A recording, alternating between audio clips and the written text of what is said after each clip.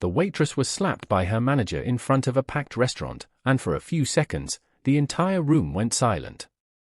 Her tray slipped from her trembling hands, glasses shattered across the floor, and tears filled her eyes as dozens of customers stared. She stood frozen, humiliated, and confused, while her manager angrily pointed at the broken glasses and blamed her for a mistake she had never made. But then one customer slowly stood up from his table, walked toward her, and did something that nobody in that restaurant expected.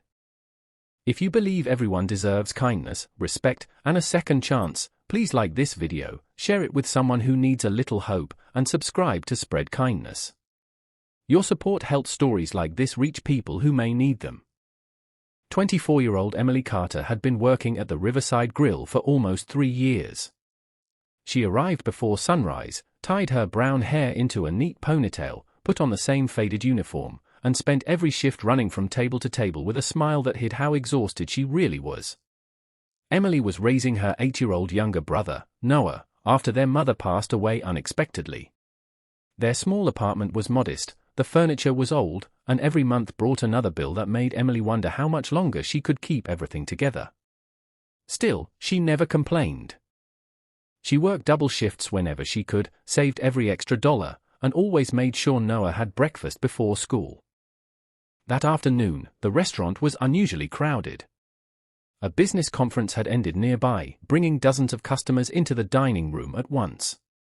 Emily was serving 3 tables simultaneously when she noticed an elderly couple struggling to read the menu. Instead of rushing them, she patiently explained each dish and helped them choose something they could afford.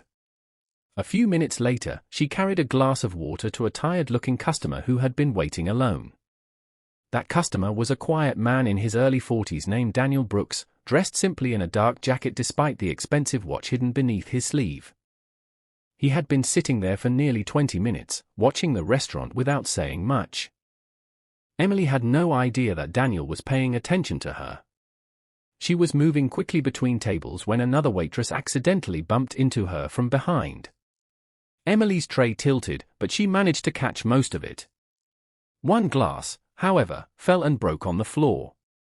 Her manager, Richard, immediately stormed across the dining room. He was known among the staff for his temper, and everyone knew that arguing with him could cost them their job. He grabbed Emily's arm and accused her of being careless. Emily tried to explain what had happened, but before she could finish, Richard slapped her across the face. The sound echoed through the restaurant. Emily's face turned red.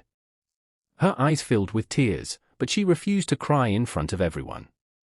She looked down at the broken glass and then at the floor, trying desperately to hold herself together. Richard continued blaming her, threatening to deduct the cost of the broken glass from her paycheck. Nobody moved. Some customers looked away because they were uncomfortable. Others simply watched in silence. Then Daniel stood up. He walked toward the manager with a calmness that somehow made the entire room even quieter. He didn't shout. He didn't threaten him.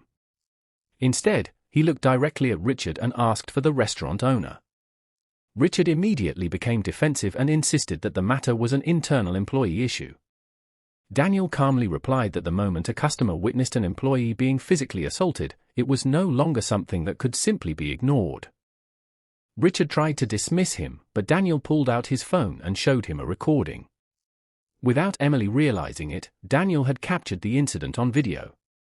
He had also recorded the moment before the glass broke, clearly showing another waitress accidentally bumping into Emily. Richard's face changed. Daniel then turned toward Emily and asked whether she was okay. She nodded even though tears were now falling down her cheeks. Instead of treating her like someone who needed saving, Daniel treated her like someone who deserved dignity. He told her that what happened to her was not her fault and that no job was worth allowing someone to believe they could hurt her without consequences. Within minutes, the restaurant owner arrived after being called from his office. Daniel showed him the recording. The owner watched it carefully, and his expression became increasingly serious.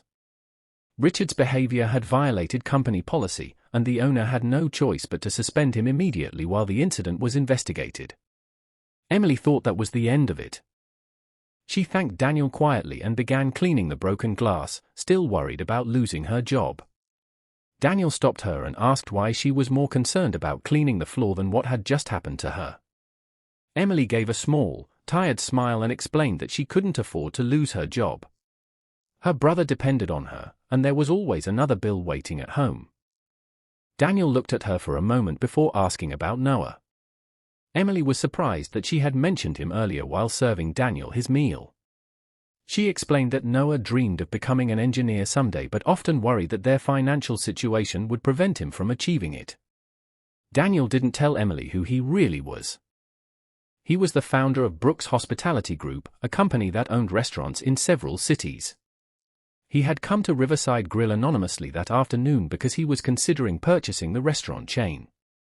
But after watching Emily work, he realized there was something more valuable in that restaurant than food and profits. There were people whose lives depended on whether the company treated them fairly. The next morning, Emily received a phone call from the restaurant owner. She expected to be told that she was fired because of the incident. Instead, she was informed that she would receive paid leave, counseling support, and a promotion to shift supervisor once she returned. But there was one more surprise. Daniel had spoken with the owner about Emily's situation and offered to establish an employee education fund through his company. The first scholarship would cover Noah's school expenses for the next several years. When Emily heard the news, she couldn't speak.